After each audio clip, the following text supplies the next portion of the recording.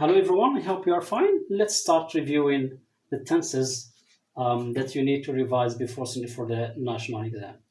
مرحبا بكم. دعونا الآن نراجعوا الأزمنة اللي عندكم بما أنه عندكم الامتحان الوطني، أنه لا يعقل أنه يكون عندك الريبورت سبيش ويكون عندك باسيف فويس الامتحان الوطني وما تعرفش الأزمنة.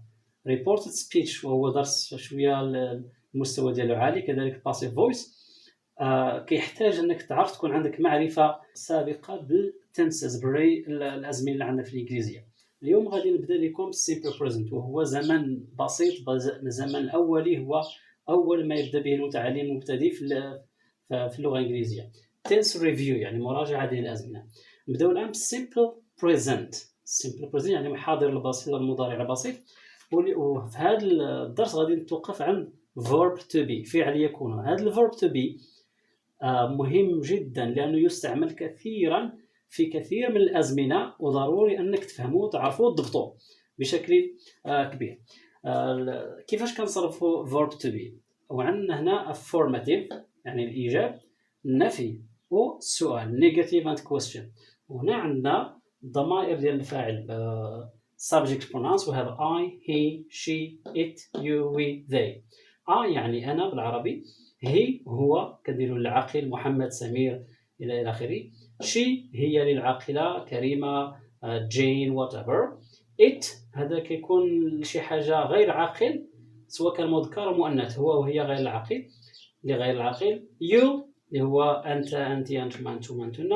we اللي هو نحن. they هما هم هن.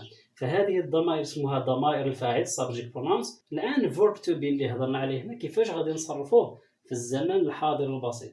I كنديروا معاه am، وممكن نختصروا نديروا apostrophe m. I am.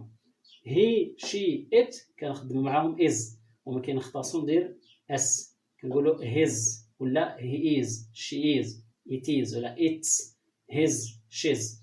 you we they كنديروا معاهم are، وممكن نختصروا نديروا are. you are or you're. we are we're. they are or they're. إذن هدف الإيجاب اللي كتقول I am يعني أنا أكون كذا كذا. he is هو يكون كذا كذا etc. نيجاتيف النفي. كيفاش غندير النفي؟ نقول مثلا أنا ماشي طالب، ولا أنا مثلا أنا ماشي عالي، ولا أنا مثلا ماشي. إذن كيفاش غتقول أنا؟ باختصار هذا التصريف اللي درنا هنا كنزيدوا له not here باختصار باش ما نطولش الفيديو. إذن I am not يعني لست أنا لم أكون ولست أكون etc. he is not she is not it is not.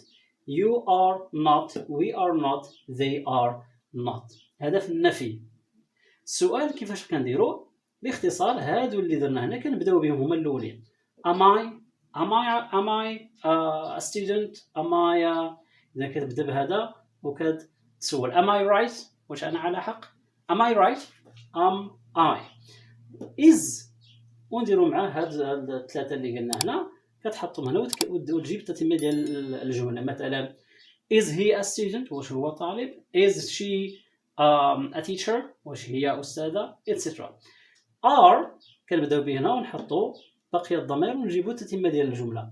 are you are we are they. اذا فهذا ببساطه هو التصريف ديال verb to be في الزمن الحاضر البسيط. هنا عندنا بعض الامثله طبقنا في هذا التصريف ديال هذا الverb to be.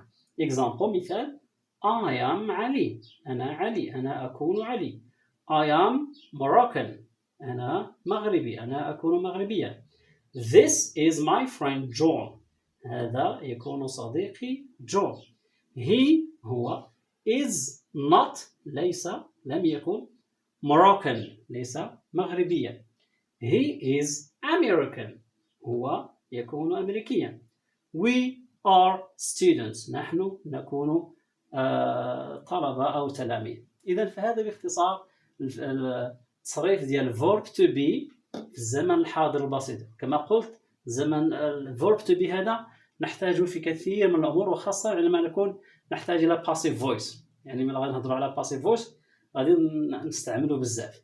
إذا الاستعمال ديال verb to be في الزمن الحاضر البسيط كيفاش كنصرفوه هو بهذه الطريقة.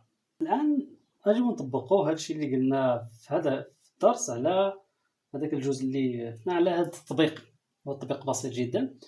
fill in the blanks، املأ الفراغات with the appropriate form، الصيغة المناسبة، وهذا am are is. ممكن لك توقف الفيديو حتى تدير هذا التمرين ومن بعد نمشيو صحيح. Morocco a nice country، المغرب كذا كذا بلد جميل. Moroccan people، المغاربة very friendly، يعني محبوبون جدا. I fond of it، أنا مغرم بها يعني بالمغرب أو معجب إلى آخره. إذا شنو غادي نديرو في المثال الأول؟ موروكو، بما أنه المغرب كبلد شي حاجة غير عاقلة، شوف نظركم غادي نديرو is. Moroccan people، المغاربة، إذا هذا أول شيء هذا عاقل، ثاني شيء هذا جمع. إلا حيدنا هاد Moroccan people، اش من كلمة غنحط بلاصتو، اش من ضمير غنحط بلاصة ديك العبارة؟ غنحط they، و they كندير معاها are. good. now آخر واحد هو I fond of it، بمعنى عندنا I we say I am. right. إذن هذا ببساطة خلاصة وباختصار مراجعة الزمن البسيط ديال verb to be. الجزء الموالي إن شاء الله غادي نهضروا على simple present أو الحاضر البسيط ديال بقية الأفعال إن شاء الله. Thank you for watching. See you then. Goodbye.